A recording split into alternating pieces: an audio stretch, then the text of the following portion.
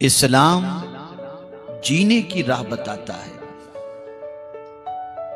ये नहीं कि सिर्फ नमाज के बारे में बता दिया और बस, रोजे के बारे में बता दिया और बस, ज़कात के बारे में बता दिया और बस। इस्लाम ये भी बताता है कि जियो कैसे और मरो कैसे।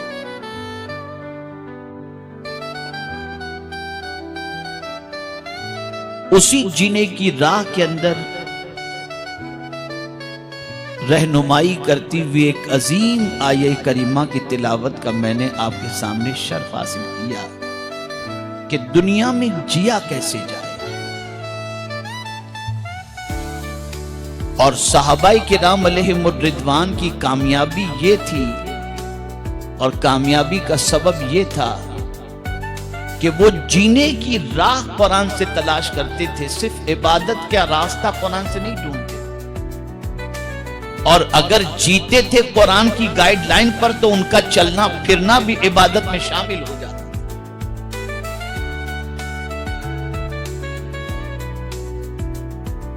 मेरे प्यारे आका सल्लल्लाहु ताला अलैहि वसल्लम के प्यारे दीवानों, अल्लाह अज़्ज़ व जल्ल का निजाम है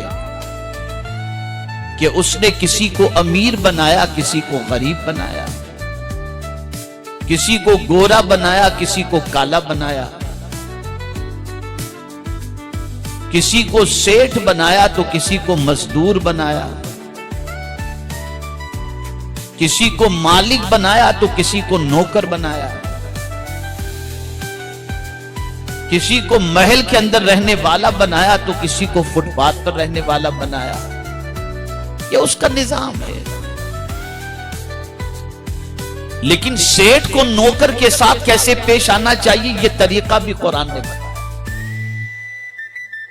मालदार को गरीब के साथ कैसे पेश आना चाहिए, यह तरीका भी कुरान ने बताया। महल में रहने वाले को झोपड़े में रहने वालों से कैसे पेश आना चाहिए, यह तरीका भी अल्लाह ने अपनी किताब के अंदर बताया।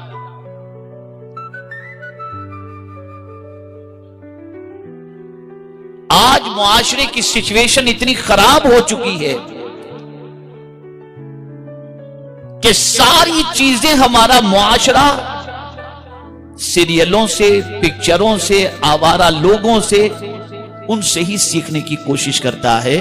कुरान से सीखने का जज्बा खत्म हो चुका। वो क्या चीज है जिसके बारे में अल्लाह ने अपनी किताब के अंदर बयान न किया हो?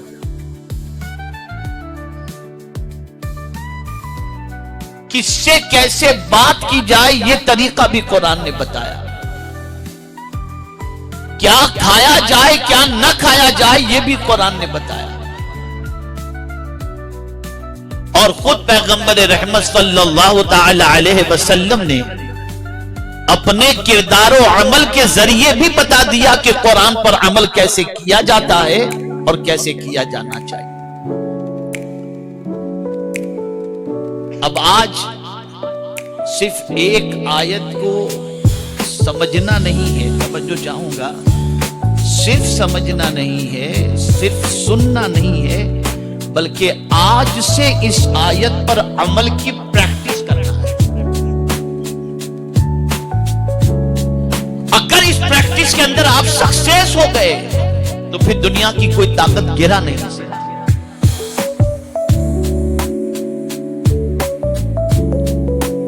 आइए सबसे पहले मैं आपको बताऊं कि कुरान मुकद्दस में अल्लाह अज़्ज़ व जल्ल ने फरमाया, या अय्युहल्लज़ीना आमनू, ऐ ईमान वालो, ला यस्खर कौमुम मिन कौमिन, ऐ ईमान वालो, न मर्द मर्दों से हंसे यानी मजाक उड़ाए।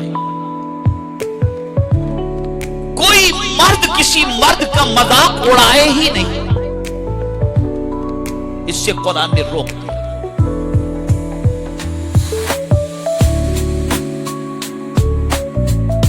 और ज्यादातर मजाक वो उड़ाता है जो खुद को कुछ समझता है, और सामने वाले कुछ नहीं समझते। कभी आप नहीं देखेंगे कि जो बहुत कुछ समझा जाता हो उसका दुनिया उसके सामने मजाक उड़ाए, लेकिन हमेशा आप देखेंगे कि इंसान मजाक कमजोर का उड़ाता है।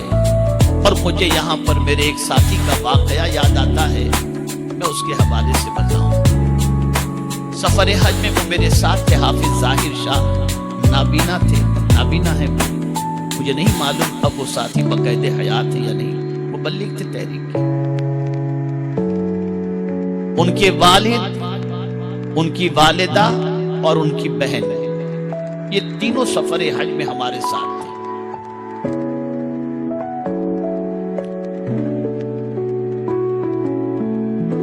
हज की अदायगी के बाद हम लोग पहुंचे मदीने मुनव्वरा। तो मक्का शरीफ के अंदर भी जिन लोगों के कमरे में हाफिज जाहिर शाह के वालिद रहते थे, जो बहुत सीधे थे, बहुत सिंपल थे, दौलत के एतबार से अल्लाह ने नवाजा जरूर था, लेकिन रहना सहना बड़ा सिंपल था और भोले भाले थे, तो पूरे कमरे वाले उनका मजाक उड़ाते थे। अब मजाक का अंदाज आपको समझा दूं क्या होता था। क्या चचा कैसे हो, इस तरीके से जो आम अंदाज होता है, हल्का समझकर मजाक उड़ाना। वो बेचारे बर्दाश्त करते थे, कुछ नहीं कहते थे, वो भी हंस के टाल देते थे। सफर हज मुकम्मल हुआ, मक्का मुकर्रमा का कयाम मुकम्मल हुआ, फिर निकले हम लोग मदीने मुनव्वरा के लिए। मेरी वालिदा, मेरी अहलिया, वो भी दोनों साथ में थी मेरे सफर में, हज के सफर में। जब मदीने मुनव्वरा पहुंचे तो फिर वही हाल, टूर वाले ने उनको जिस कमरे के अंदर रखा था तो वहां उनका मजाक उड़ाया जा रहा था, बराबर मजाक उड़ाया जा रहा था। इत्तेफाक से गालिबन जुमेरात को हाफिज जाहिर शाह के वालिद जन्नतुल बकी तशरीफ ले गए, और जन्नतुल बकी में एक मजार के करीब खड़े होकर, एक बुजुर्ग के मजार के करीब खड़े होकर यूं गुंबद खदरा को देखा और फिर मजार को देखा और कहा, यार ये जगह कितनी अच्छी है। तवज्जो चाहो, ये जगह कितनी अच्छी है कि यहां से साफ गुंबद खदरा नजर आ रहा है। ये कहकर वो आ गए कमरे की तरफ। मेरी वालिदा ने मुझसे फरमाया कि बेटा मेरे लिए चाय लेकर जाओ। तो टूर वाले की चाय मेरी वालिदा को समझ में नहीं आती थी, मैं होटल से चाय उनके लिए ले आता था। तो मैं चाय लेने के लिए गया, चाय लेकर जैसे ही जीना चढ़ रहा था होटल का, तो हाफिज जाहिर शाह की बहन मिली। हजरत मेरे अब्बा को कुछ हो गया, आप जल्दी चलो। मैं जल्दी से भागा, चाय वालिदा को दिया, उनके वालिद तक पहुंचा तो देखा तो उनकी तबीयत एकदम सीरियस। मेरे दोस्त को मैंने फोन किया जो मदीने शरीफ में रहते थे, वो आए, जैसे गाड़ी में उनको रखा उनकी रूह परवास कर गई। तवज्जो चाहूंगा, उनकी रूह परवास कर गई। उसके बाद जब दफन करने का वक्त आया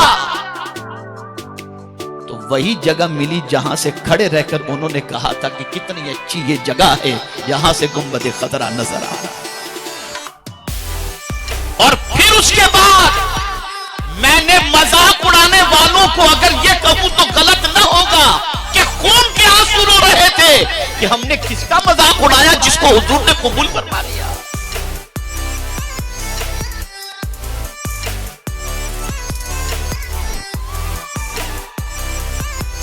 कुरान ने मना किया, मत मजाक उड़ाओ। और फिर वाज़े तौर पर फरमाया, आसा अन यकूनु खैरा, हो सकता है जिसका तुम मजाक उड़ा रहे हो अल्लाह के नजदीक उसका मकाम तुमसे बहुत बेहतर हो। यह है कुरान की तालीम। अगर मालदार हो तो गरीब का मजाक मत उड़ाओ, साहिबे इल्म हो तो जाहिल का मजाक मत उड़ाओ, ताकतवर हो तो कमजोर का मजाक मत उड़ाओ, महलों में रहते हो तो झोपड़पट्टी में रहने वालों का मजाक मत उड़ाओ। इसीलिए हुजूर सल्लल्लाहु अलैहि वसल्लम ने फरमाया, बहुत से ऐसे लोग जिनके लिबास गर्द आलूद और चेहरा मिट्टी आलूद होता है, अगर वो कोई कसम खा ले तो अल्लाह उनकी कसम को पूरी फरमा देता है। हकीर किसी को मत समझो, हकीर किसी को मत समझो, इसलिए कि आपको मुझे किसी को नहीं मालूम कि हम जिसका मजाक उड़ाते हैं उसका मकाम अल्लाह के नजदीक क्या है,